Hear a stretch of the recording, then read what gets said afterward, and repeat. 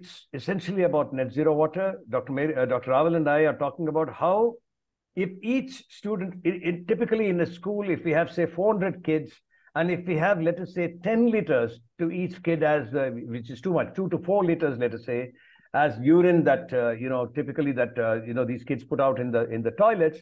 And if there is a way of capturing that and making something out of it, with True White, for instance, can I make it into a soil conditioner?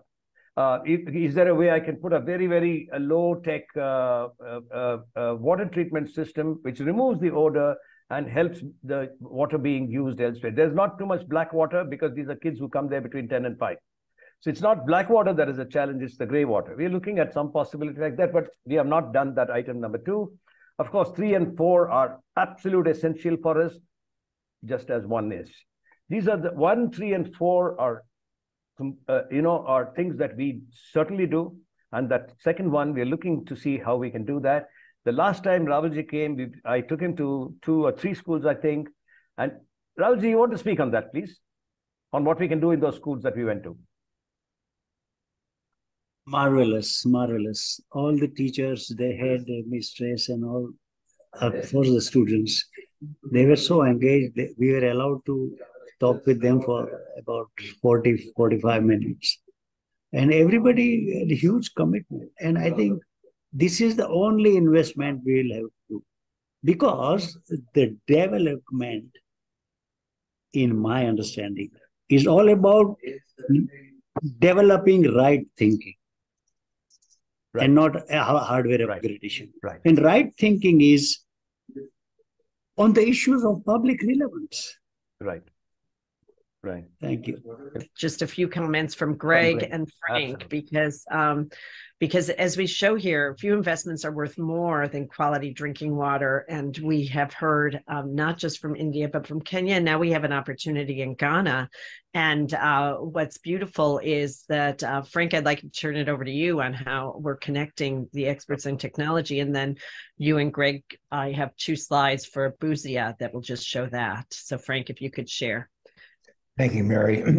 Thank you, Hari, for this forum.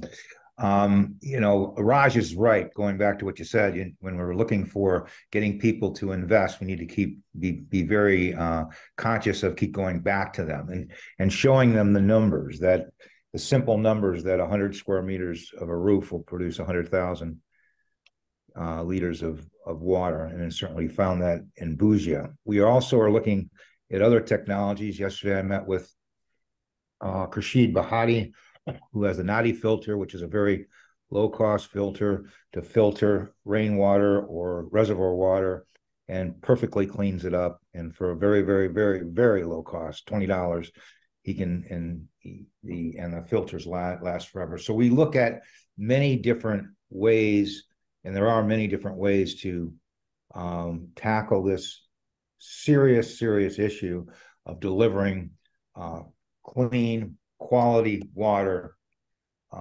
across many regions of the globe, which certainly we impact the health, as was already talked about.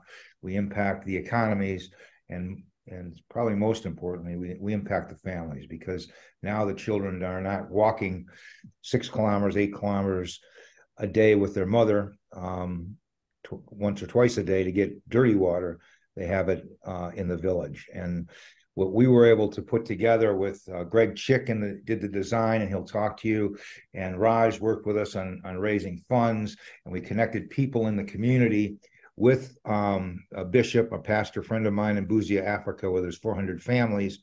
And with that, in a very brief period of time, from start to finish, literally November of 2022 to the end of February 2023, we went from them carting dirty water into the village to children, rather than carting water, they're sitting here waiting for the kiosk to open in the morning. On the left, you see the housing of 7,000 liter tanks that fill up from the roof of the church, coming into another tank, and of course cleaned and filtered and then brought here. And I got a message from Bishop Jacob Kabenga about 2 weeks ago. And what he said was, for the first time ever in the community, they have water during the drought.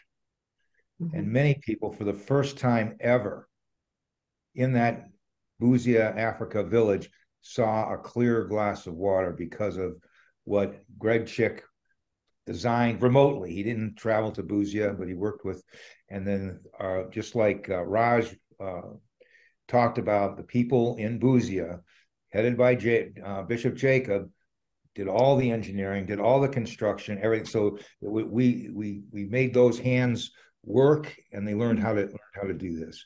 And now they have literally water for eternity, because God's water is eternally renewable. So with that, I'll turn it over to Greg, who is the gracious and wonderful design engineer for this project there and for many other. Well, thank you, Frank. I would like to add to what's been said about education and students in schools. Is I understand that schools are busy and they have an agenda. And I think that as long as we let it be said in the beginning that we don't look to add a subject to the curriculum. We don't look to add another thing to their crowded table. We look to offer a table for which the other subjects can sit on and be a part of that study. Like, you don't add to math, you just use the math in water. You don't, come up with a new subject matter. You use your biology or your mechanical studies. You apply it to water as the table, as the base to study. And I think with that, I'll just like to say that harvesting water need not be an additional subject matter to crowd the table. As far as the village goes, though, that system is very successful, and